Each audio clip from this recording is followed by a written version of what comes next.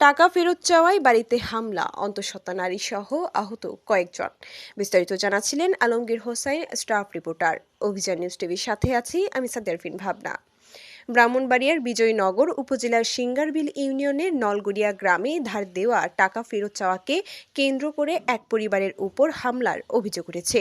ভুক্তভোগী আকাশ ভুইয়ার পরিবারের দাবি, এলাকার ইউসুফ নামে এক ব্যক্তির কাছে ৩৮,০০০ টাকা পাওনা ছিল।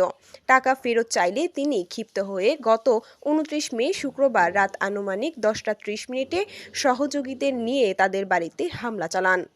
অভিযোগ অনুযায়ী হামলার সময় ৫ মাসের অন্তঃসত্ত্বা এক নারীকে লাথি মারা হয় এবং প্রিয়া আক্তার সহ পরিবারের কয়েকজন সদস্যকে দেশীয় অস্ত্র দিয়ে মারধর করা হয়। এছাড়া বাড়িঘর ভাঙচুর করে নগদ ৬০,০০০ টাকা ও স্বর্ণালংকার নিয়ে যাওয়ার অভিযোগও করা হয়েছে। এই ঘটনায় বিজয়নগর থানায় একটি মামলা দায়ের করা হয়েছে।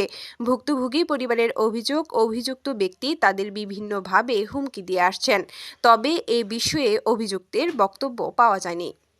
আপনাদের সমস্যাটা, আমি বাড়িতে তাই আমার বাবার বাড়িতে থাকি তো রাত 10টা 10:30 বাজে আমার স্বামী আইতেছে, পরে বাড়িতে আইসে আওয়ার পরে ওতে টাকা চাইছে, ধার টাকা ৩৮,০০০ টাকা চাইছে। পরে ও না কইরে তা হামলা করছে আমরা বাড়ির ঘরের উপরে, আমার জামাইরে মারধর করছে, আমার মারছে, আমার বাবিরও মারছে, প্রেগনেন্ট আমার বাবি।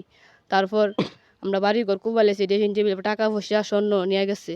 ওর ভাই, ওর 3 ভাই আর ওর বাবা 4 জন মারধর করছে।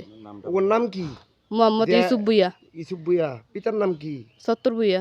সত্তর ভুইয়া। জি। ইউসুফ ভুইয়ার সাথে কি আরো লোকজন ছিল? আরো লোকজন ছিল, সাইফুল ভুইয়া, তারপর আলামিন ভুইয়া, তারপর সত্তর ভুইয়া, পিতা মালু ভুইয়া। এরা সবাই মিলে আপনাদের বাসায় হামলা করছে? জি জি। এই তো। হুম। আপনার কি আইনত বিচার চান জি। এই বিষয় নিয়ে? জি, বিচার চাই। ঠিক। এই যে ভুক্তভোগীদের উপরে হামলাকারীদের দৃশ্য। বাড়ি ঘরে হামলা করছে।